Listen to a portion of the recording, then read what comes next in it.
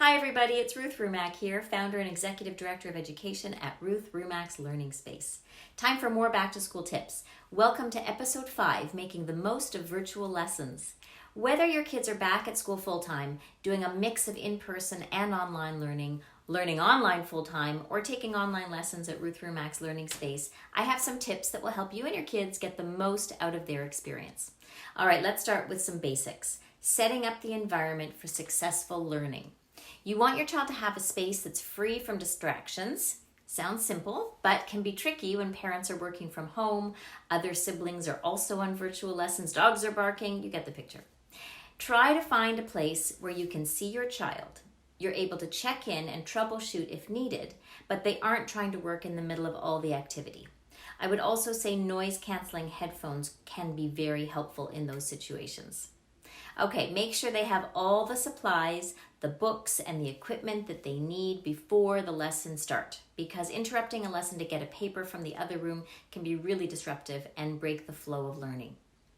I would also recommend a desk file box. Sort of sits rectangular on the desk, and it's great for each subject, so you can keep all the papers and the resources that they need accessible in one location sitting on top of the desk.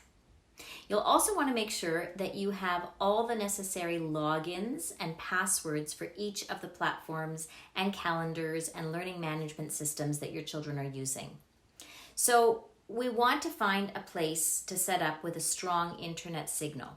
If you don't have one, try to use an Ethernet cable to plug directly into your internet source. And remember that some newer computers may not have an Ethernet port, so you may need to purchase an adapter in order to do that. Also, I would say monitor how many people are on devices that need internet access at one time. We all know how stressful it is losing connection when you're in the middle of something really important. So, as parents, we should take the time to understand the tools and the learning management systems our kids are using, like Google Classroom or Blackboard. I know that sometimes they're overwhelming, but if they're overwhelming for us, then how are the children going to navigate them? So I would take the time to figure out, where do you find the assignment sheets, where are the due dates, where do you make teacher communications, that type of thing. If you know what's coming up for your child, you can model really good organizational skills and help them improve their executive functions as well. Okay, let's talk a little bit about online learning etiquette. Yes, there is etiquette for learning online. Have a conversation with your child. Explain that learning online is really like being in the classroom and that the same general rules of respect and focus apply.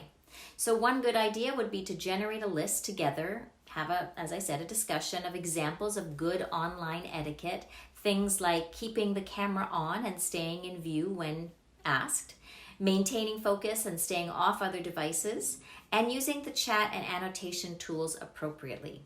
You can also make sure that your child knows how to virtually raise their hand and contact the teacher if they run into any issues. All right, lastly, make sure your child has physical, mental, and snack breaks, preferably away from screens, throughout the day. It's amazing what a 15-minute bike ride and a healthy snack can do to recharge a learner. Well, that's all for now. I hope you found this helpful, and if you did, please share it with others. Stay tuned for more learning tips and educational info, and if you have any questions or comments, please leave them below. Like us and subscribe. Happy learning!